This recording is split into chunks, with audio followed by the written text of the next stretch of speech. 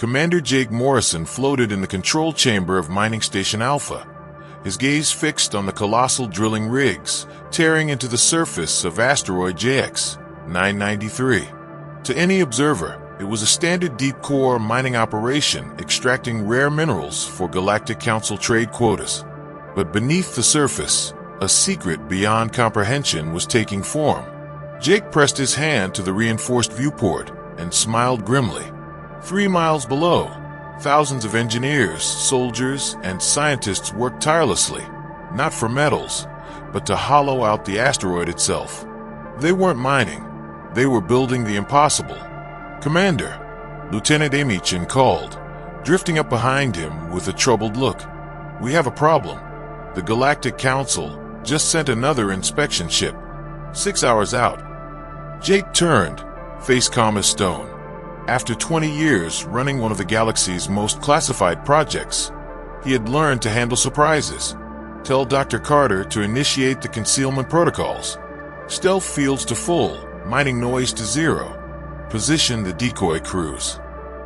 For 15 years, humanity had covertly transformed asteroids and dwarf planets into planet-sized warships, each one armed with weapons capable of ending worlds. Only a few hundred people across Earth knew the full scope.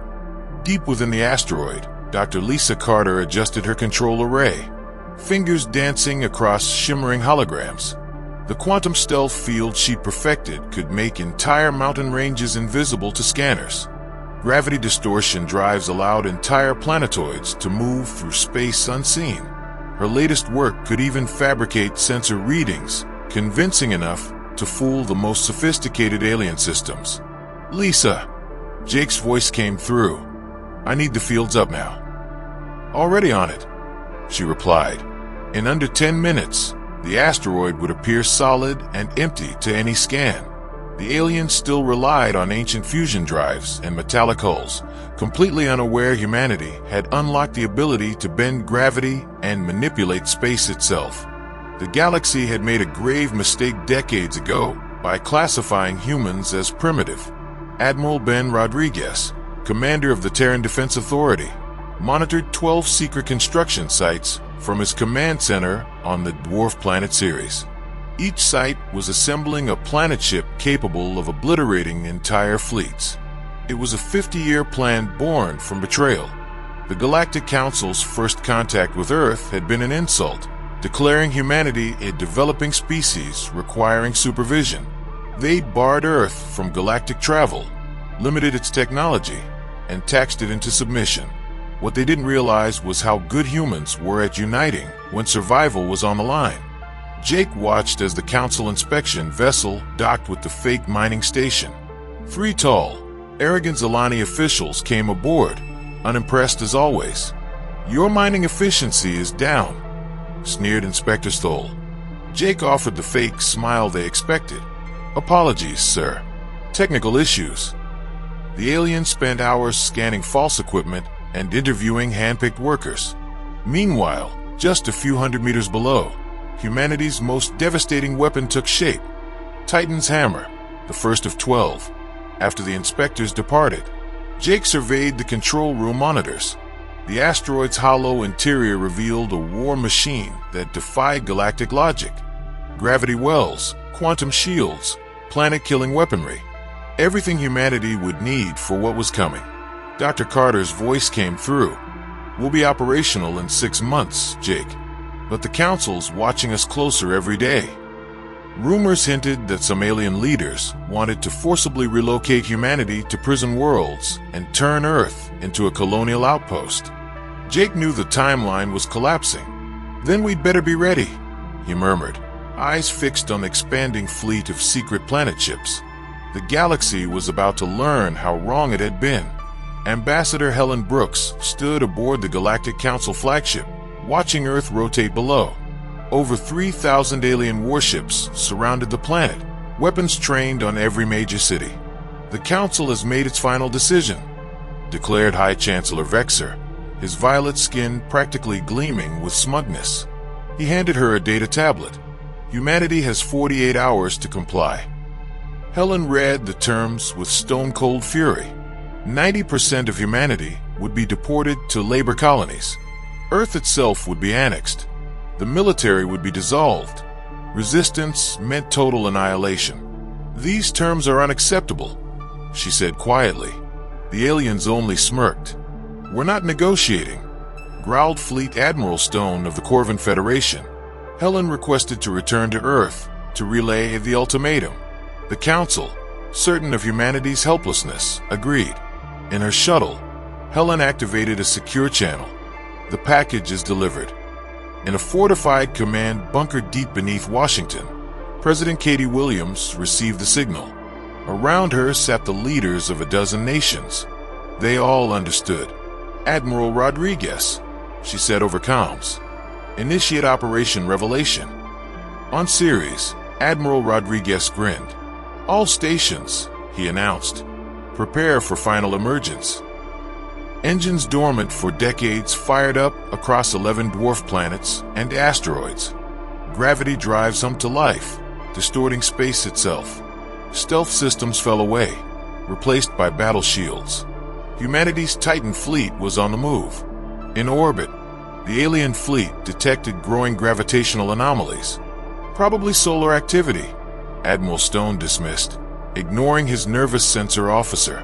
In truth, 12 enormous objects emerged from stealth, dwarfing anything built by known civilizations. Energy readings made no sense. The largest had the mass of a small planet. "All ships," Stone barked, "open fire." Over 3,000 alien vessels unleashed their arsenals. Space lit up with plasma and energy beams. And yet nothing. Dr. Carter's gravitational shields deflected it all harmlessly. Admiral Rodriguez's voice rang out across open channels. "This is the Terran Defense Authority. Leave our system or face extinction." Stone laughed, then watched as space itself rippled. The 12 Titan ships fired. Beams of pure, condensed gravitational energy lanced out. Alien ships vanished like dust. Entire fleets were shredded in seconds. Admiral Stone's flagship took a direct hit, and within minutes, the Council's massive armada was gone. Only 200 ships managed to flee. Humanity had destroyed the largest military fleet ever assembled, and it had taken just half an hour. The news spread faster than light. Empires reeled. Chancellor Vexer's face turned pale when the reports arrived. "Impossible," he muttered. "They're primitives." "Sire, all surviving ships confirm it," his military aide whispered. "Moon-sized ships, weapons that warp space." Fear overtook Vexer. If humanity had done this, what else were they hiding? Captain Amy Foster took her planet ship, Goliath, straight to the Zolani capital world.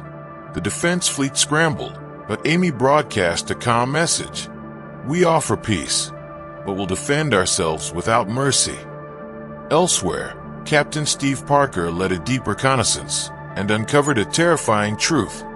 The Council had been constructing their own superweapons for decades. The galaxy hadn't been idle. Humanity's advantage wouldn't last long. Back on New Olympus, Dr. Carter accelerated weapons research. Her latest breakthrough: artificially generated black holes, capable of devouring entire fleets. Within a year, the old Galactic Council crumbled. Dozens of species defected to humanity's cause. The Terran Accords were born, a new political order offering equal representation for all species, not ruled by the strong. But not everyone accepted this peace. The Corvin Federation mustered one final assault. 3,000 warships launched into Terran space. They found only a single Titan ship waiting, Colossus, commanded by Steve Parker. One ship against thousands. But Dr. Carter's new black hole weapons made short work of the enemy.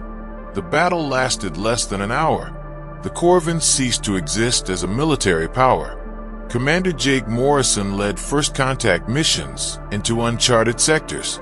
The lesson of humanity's rise echoed across every star system: cooperation, equality, and the iron promise of swift justice against tyranny. The age of humanity's dominance had arrived, not through conquest, but by forcing the galaxy to abandon its ancient chains. For the first time in millennia, the stars shone upon a future forged not by fear, but by choice.